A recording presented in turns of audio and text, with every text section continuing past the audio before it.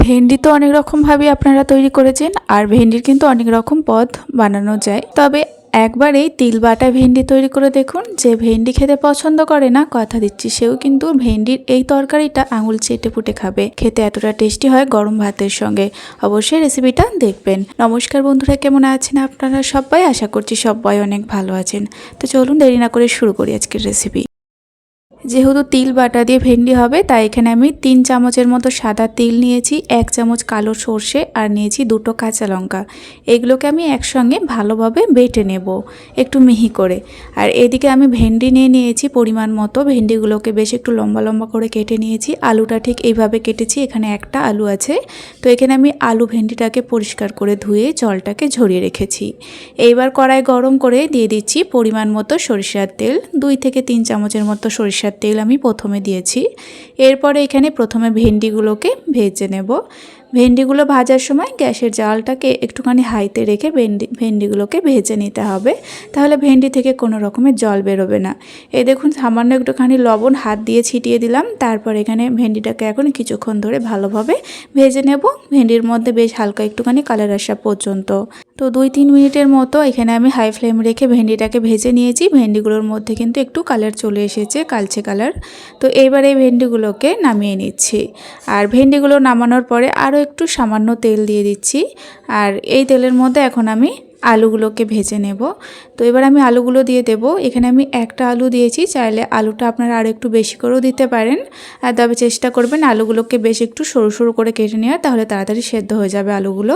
তো আলুর মধ্যেও কিন্তু সামান্য একটুখানি লবণ ছিটিয়ে দিয়েছি। তারপরে আলুগুলোকেও লাল হয়ে যাওয়া পর্যন্ত একটুখানি ভেজে নিচ্ছি। হালকা লাল লাল হয়ে গেলে আলুগুলোকেও নামিয়ে ফেলতে হবে। তো এখানে আলু ভাজা হয়ে গেছে, এবার আমি আলুগুলোকেও এখন নামিয়ে ফেলবো।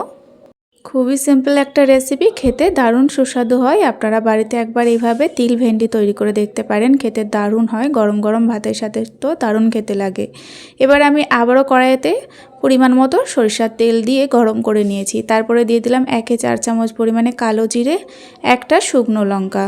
আর তারপরে দিয়ে দিচ্ছি এখানে স্বাদ মতো লবণ। আর যতটা পরিমাণ হলুদ ব্যবহার করব সেটাও এখন আমি তেলের মধ্যে দিয়ে দিলাম। মোটামুটি 1/4 টেবিল স্পুন পরিমাণে হলুদ এখানে দিয়েছি, খুব একটা বেশি হলুদ গুঁড়ো দেওয়া যাবে না। এবার এগুলোকে একটুখানি নাড়াচাড়া করে নিলাম তেলের মধ্যে। তারপরে যে মশলাটা বেটে রেখেছিলাম, মানে এখানে তিল, সর্ষে আর কাঁচা লঙ্কা, সেই মশলাটা এখন আমি দিয়ে দিলাম। যেহেতু এই মশলার মধ্যে সর্ষে দেওয়া আছে, তাই বেশিক্ষণ কষানো যাবে না, তাহলে তেতো হয়ে যেতে পারে। মোটামুটি 1 থেকে 2 মিনিটের মতো একটুখানি নাড়াচাড়া করে ভেজে নিতে হবে, তাহলে দেখবেন তেলটা আলাদা হতে শুরু করবে। আর এখানে কিন্তু দেখুন আস্তে আস্তে মশলাটা 1-2 মিনিটের মতো একটু নেড়েচেড়ে ভেজে নিয়েছি। তেলটা এখন বেশ একটু আলাদা হয়ে গিয়েছে। এই সময় দিয়ে দিতে হবে ভেজে রাখা আলু আর ভেন্ডি। আলু ভেন্ডিগুলোকে দেওয়ার পরেও কিন্তু বেশ কিছুক্ষণ একটুখানি আলু ভেন্ডিটার সঙ্গে এই মশলাটা ভেজে নিতে হবে। 1 থেকে 2 মিনিটের মতো এইভাবে নাড়াচাড়া করে আলু আর ভেন্ডিটাকে আমি ভেজে নিচ্ছি।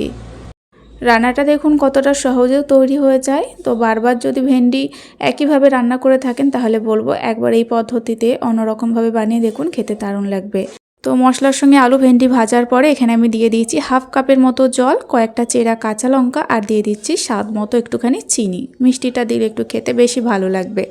এবার এগুলোকে একটুখানি নাড়াচাড়া করে দিচ্ছি এই জলের মধ্যে। খুব বেশি জল দেওয়ার দরকার নেই, শুধুমাত্র একটুখানি ভেন্ডি আর আলুটাকে সেদ্ধ করার জন্য 1/2 কাপের মতো জল এখানে দিতে হবে। ভালোভাবে একটু নাড়াচাড়া করে মিশিয়ে নিয়ে এখন লো ফ্লেম রেখে 2 মিনিটের জন্য ঢেকে রাখছি। আর এই 2 মিনিটে রান্নাটা হয়ে যাবে, দেখবেন আলু আর ভেন্ডি ভালোভাবে সেদ্ধ হয়ে যাবে। তো চাপাটা খুলে নিয়েছি 2 মিনিট পরে। এখন কিন্তু তিল ভেন্ডিটা একদম রেডি হয়ে গিয়েছে। এই দেখুন আলু ভেন্ডি খুব ভালোভাবে সেদ্ধ হয়ে গিয়েছে। এরকম একটু মাখো মাখো করে নামিয়ে ফেলতে হবে, একেবারে শুকনো করবেন না, তাহলে কিন্তু বেশি শুকিয়ে যাবে। এরকমভাবে নামালে বেশ একটুখানি জলজলে ভাব থাকলে খেতে ভালো লাগবে। এবার আমি সবশেষে একটু সরিষার তেল ওপর থেকে ছড়িয়ে ফ্লেমটা অফ করে কিছুক্ষণ রেখে দিয়েছিলাম। তারপরে এটাকে সার্ভ করে নিচ্ছি। দেখুন দেখতে কি সুন্দর হয়েছে, আর খেতে কিন্তু দারুণ হয়েছিল। আপনারা এইভাবে একবার তৈরি করে দেখতে পারেন। যে ভেন্ডি খায় না তারও কিন্তু ভীষণ পছন্দ হবে। গরম ভাতের সাথে খেয়ে দেখবেন দারুণ লাগে। তো বন্ধুরা, আজকের রেসিপিটা আপনাদের কেমন লেগেছে অবশ্যই একটা লাইক এবং কমেন্টের মাধ্যমে জানাবেন। ভিডিওটা সম্পূর্ণ দেখে থাকলে অনুরোধ রইল চ্যানেলটিকে সাবস্ক্রাইব করে পাশে থাকবেন। আজ এই পর্যন্ত, ফিরে আসবো নতুন রেসিপি নিয়ে। সকলে ভালো থাকবেন এবং সাবধানে থাকবেন।